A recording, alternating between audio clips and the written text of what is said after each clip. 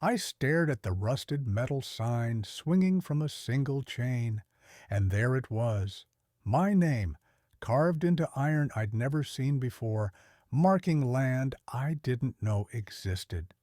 Before we dive in, hit that subscribe button. I've got a story coming tomorrow that's going to absolutely wreck you in the best way possible.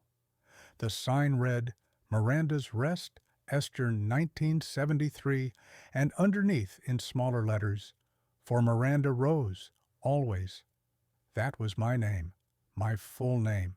And I was standing in front of an abandoned ranch in rural Montana that apparently knew me better than I knew myself.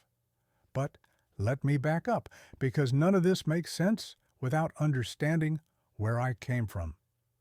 3 days earlier, I'd been sitting in Mrs. Parker's office at Meadowbrook Home for Girls, the place I'd lived since I was 6 years old. I was 18 now, which meant my time was officially up. The state didn't care that I had nowhere to go, no family waiting, and exactly $217 to my name. 18 meant out, and out meant figuring it out on my own. Mrs. Parker slid a manila envelope across her desk with that practiced sympathy that came from doing this too many times. Your exit paperwork, she said, birth certificate, medical records, and your personal effects inventory. I'd been through that inventory 100 times.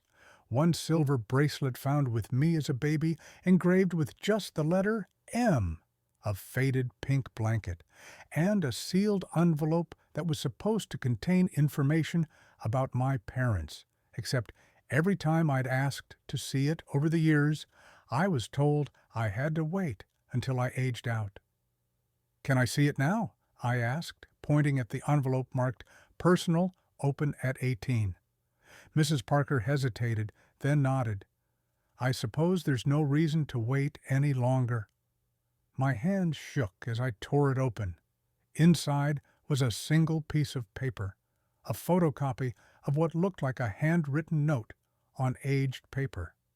The handwriting was shaky, elderly maybe, and it said, Miranda Rose, born February 14th, 2006, to Catherine Rose Mitchell. Katie died 3 days after childbirth from complications, had no family except her mother, Dorothy Mitchell, who passed 1 year later. Property held in trust until Miranda turns 18. See attorney Harold Whitmore and Associates, Cascade, Montana. That was it. No explanation of who Dorothy Mitchell was to me, why I'd been put in the system instead of with family, or what property they were talking about. Just an attorney's name in a town I'd never heard of, and questions that had no immediate answers. Did you know about this? I asked Mrs. Parker, my voice barely steady. She shook her head. That envelope has been in your file since you arrived. We're not allowed to open them. I'm just as surprised as you are. I left her office in a daze, clutching the paper like it might evaporate if I loosened my grip. I had a grandmother I'd never known about, a mother who died, giving birth to me, and apparently some kind of property waiting for me in Montana. I spent that entire night in the common room, my roommate Sarah already gone to stay with her aunt, and I was essentially alone in the building except for night staff. I used the ancient computer in the corner to search for information. Cascade, Montana was a tiny town, population barely 800, located about an hour from Great Falls. Harold Whitmore's law office had a basic website that confirmed he existed but gave no other details.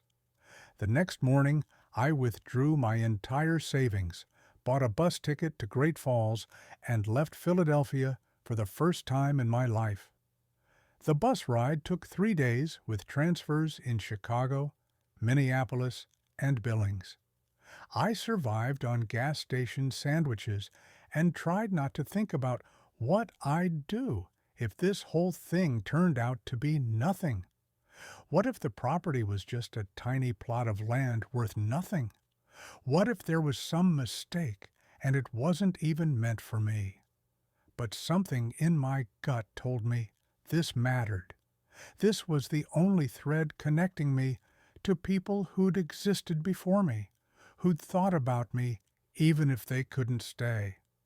Great Falls was bigger than I expected, but still small compared to Philadelphia. I caught a local bus to Cascade, watching the landscape change from city to farmland to rolling hills dotted with cattle and horses. Montana was beautiful in a way that made my chest ache. Endless sky, mountains in the distance, and a sense of space I'd never experienced living in group homes with 30 other girls.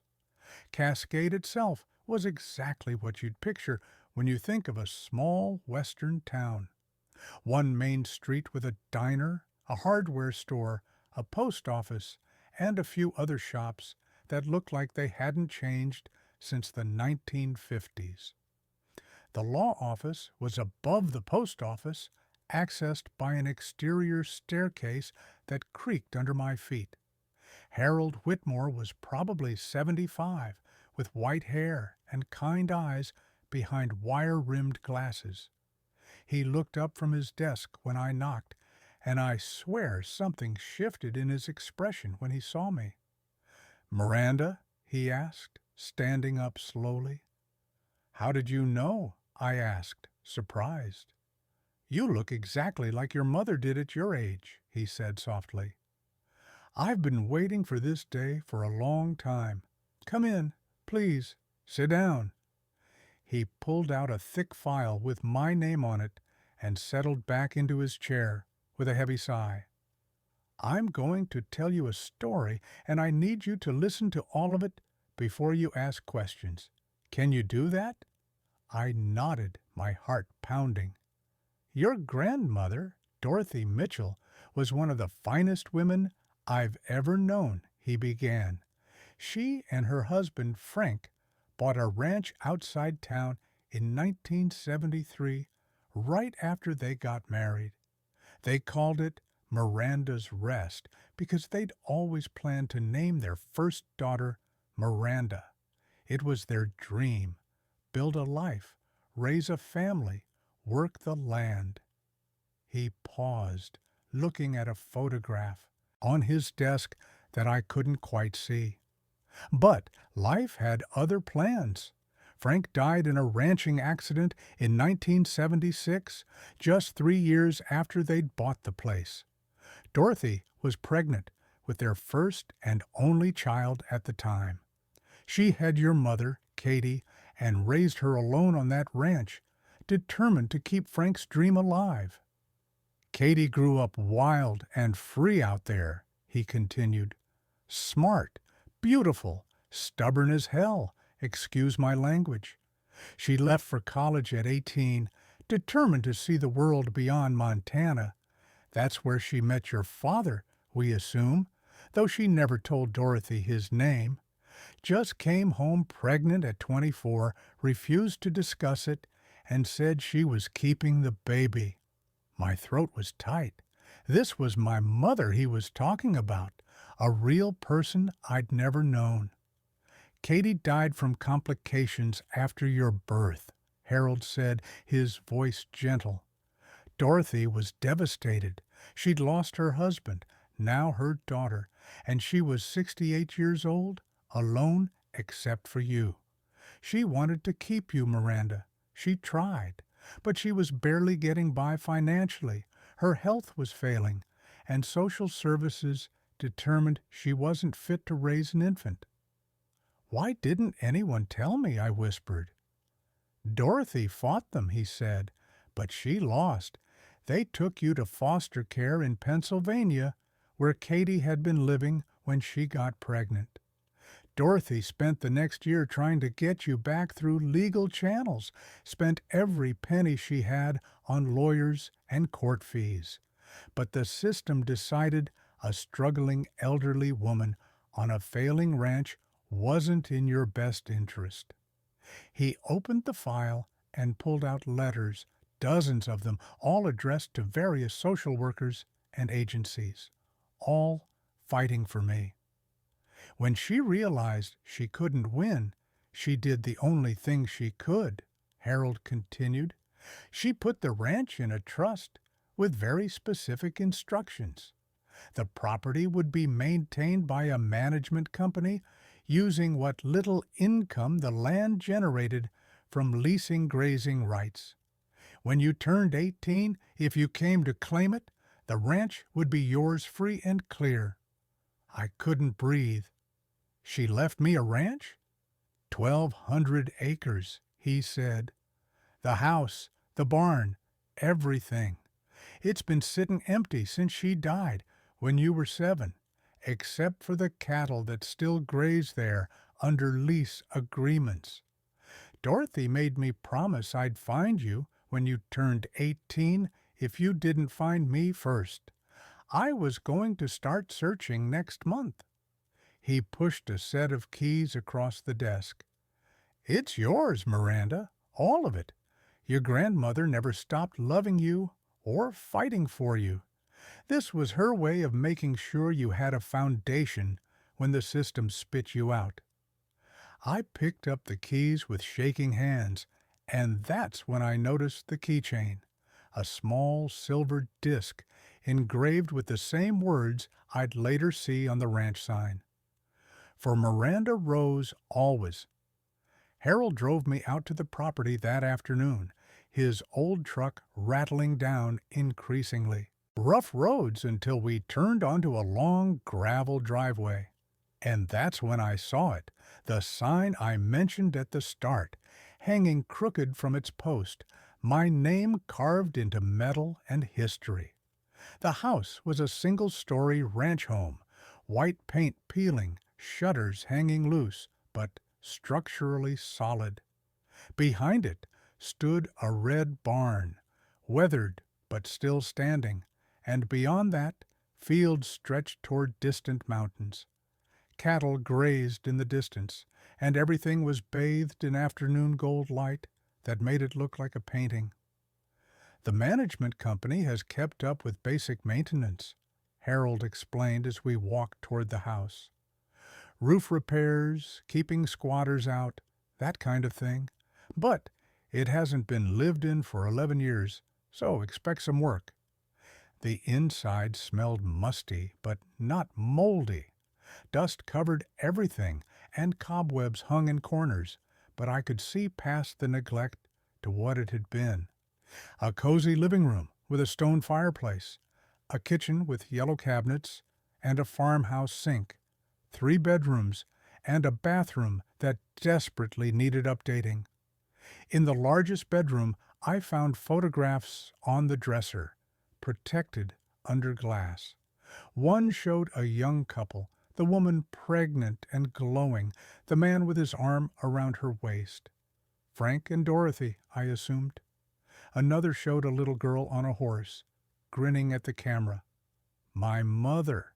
And there was one of an elderly woman holding a newborn baby wrapped in a pink blanket, the same blanket I'd kept all these years. That's you, Harold said softly from the doorway. Dorothy with you the day you were born, before they took you away. I traced my finger over the glass, looking at the grandmother I'd never known. She had my eyes, I realized, or I had hers. This woman had fought for me, loved me, and built me a future even when she couldn't be part of my present. What happened next changed everything. But I need you to stick with me here.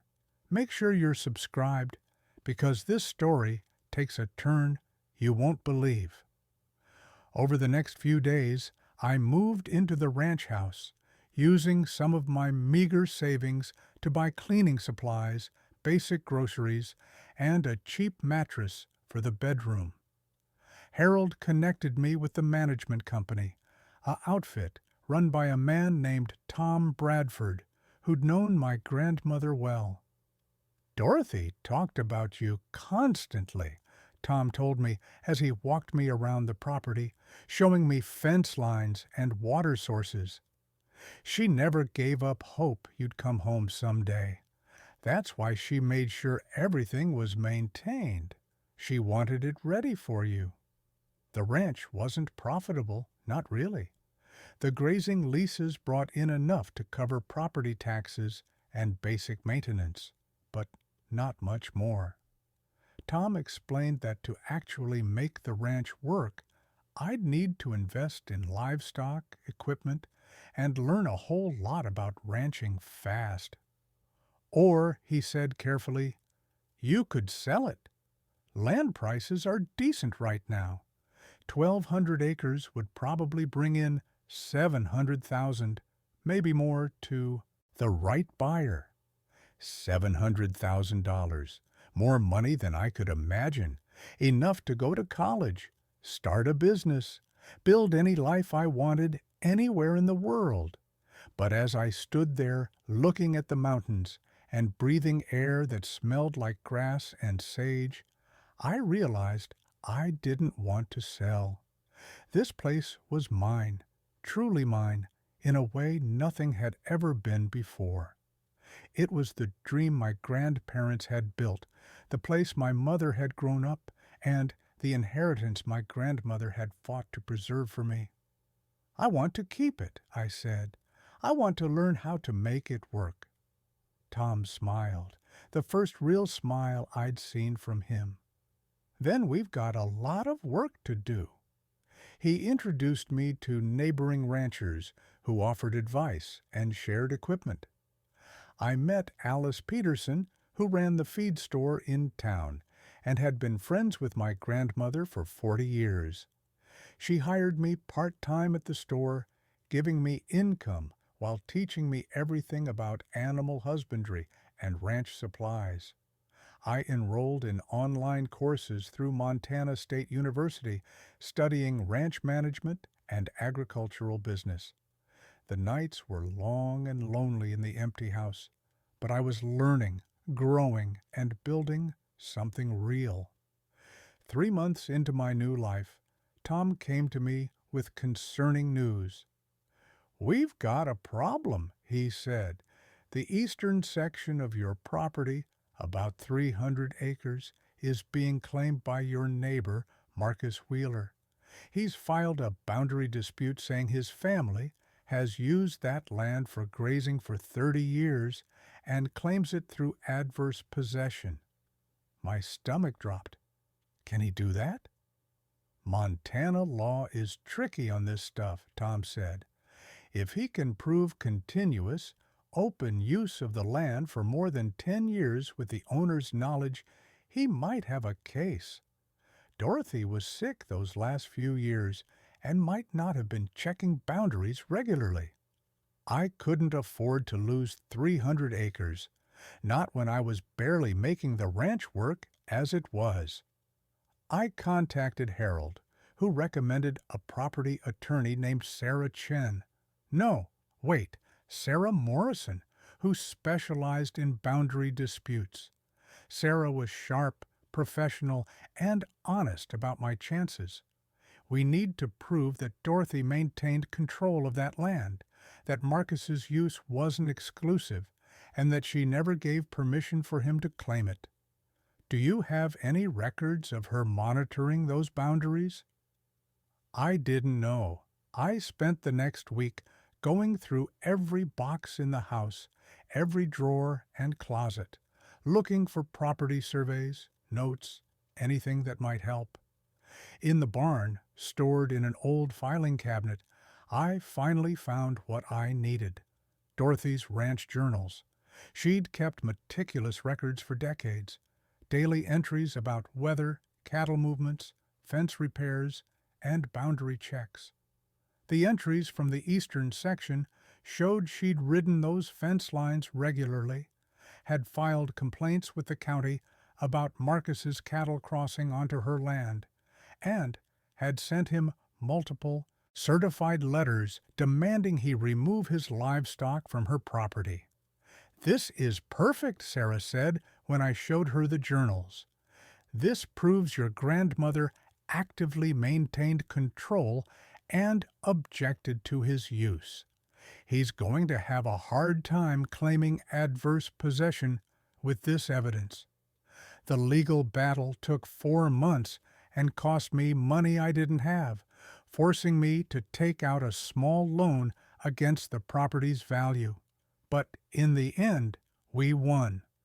The judge ruled that Dorothy's documented objections and active boundary management defeated Marcus's claim, and the full 1,200 acres remained mine. Marcus wasn't happy. He stopped by the ranch one evening, pulling up in his truck with a scowl on his weathered face. I met him on the porch, my heart pounding, but my expression calm. "You made a mistake fighting me," he said. "Your grandmother was a stubborn old woman, and I see you're just like her. You're going to fail out here, and when you do, I'll buy this place for pennies on the dollar." "This ranch has survived over 40 years," I said quietly. "It'll survive me learning how to run it, and it'll still be standing long after you and I are both gone." He drove off in a cloud of dust, and I realized I'd just had my first real confrontation as a rancher. I'd stood my ground, defended what was mine, and hadn't backed down. Dorothy would have been proud. As winter approached, I made a decision that felt both terrifying and right. I used the rest of my small loan to buy 20 head of cattle, young heifers that Tom helped me select at auction.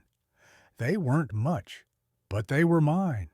The beginning of a real working ranch instead of just leased grazing land. Tom and I spent weeks reinforcing fences and preparing winter feeding areas.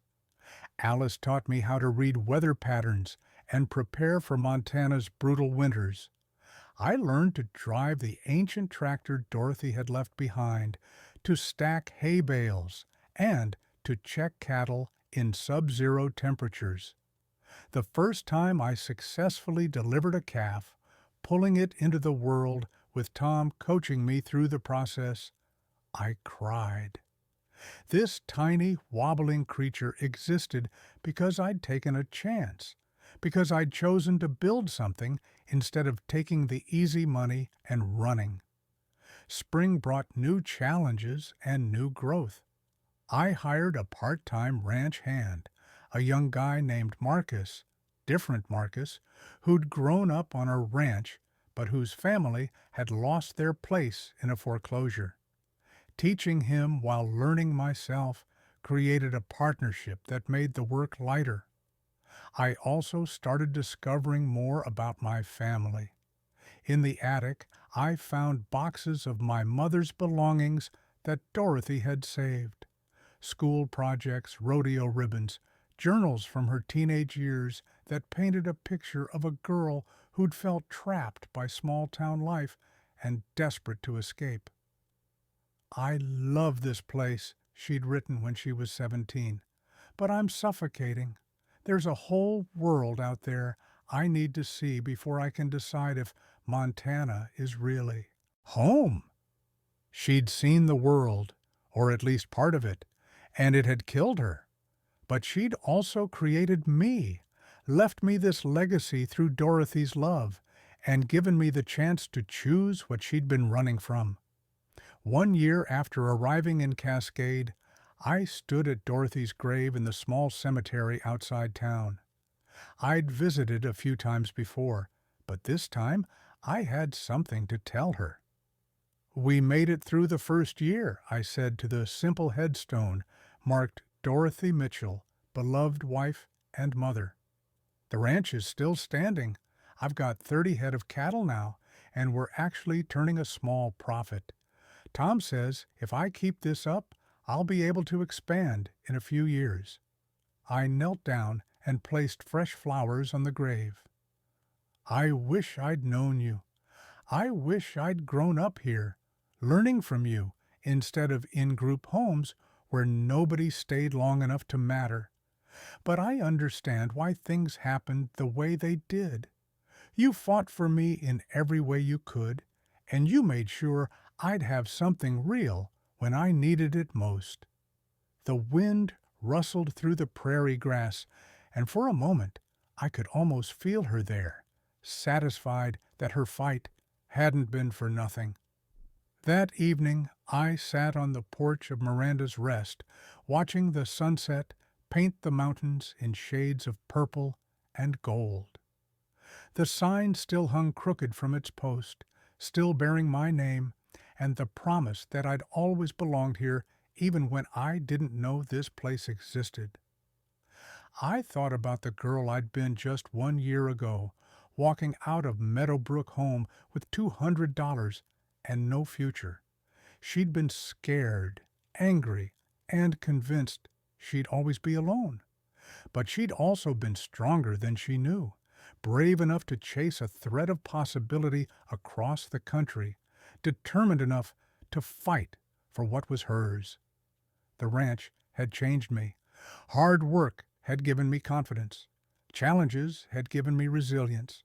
And this land, these mountains, this sky, they'd given me home. I wasn't alone anymore either. The community had embraced me slowly but genuinely. Alice invited me to church suppers and introduced me to her granddaughter Emma, who became my first real friend. Tom treated me like the granddaughter he'd never had, patient with my mistakes and proud of my successes. Even some of the ranchers who'd been skeptical of a teenage city girl trying to run a ranch had come around, offering advice and help when I needed it. I pulled out my phone and opened the photo album I'd created, filling it with pictures of the ranch through the seasons, the house with its fresh paint, the barn I'd helped repair, the cattle grazing peacefully, the mountains standing eternal in the background. This was my legacy now, not just what Dorothy and Frank and my mother had left me, but what I was building on their foundation. Every fence I mended, every calf I delivered, every challenge I overcame, it all became part of the story of Miranda's Rest. And someday, maybe decades from now, when I was the elderly woman, leaving something behind, I'd make sure whoever came next knew they were loved, they were thought of, and they had a place in this world that was truly theirs. The sign with my name would still be hanging then, a little more weathered, still slightly crooked, still promising that this was home. Thank you so much for staying with me through this journey. If Miranda's story touched your heart, I'd be honored if you'd subscribe to this channel. Drop a comment and tell me, have you ever discovered something about your family that changed everything? Or maybe you've had to fight for something that ended up defining your life. I read every comment, and your stories inspire these videos. Now, click on one of the stories on your screen because, trust me, you're going to want to hear what happens next.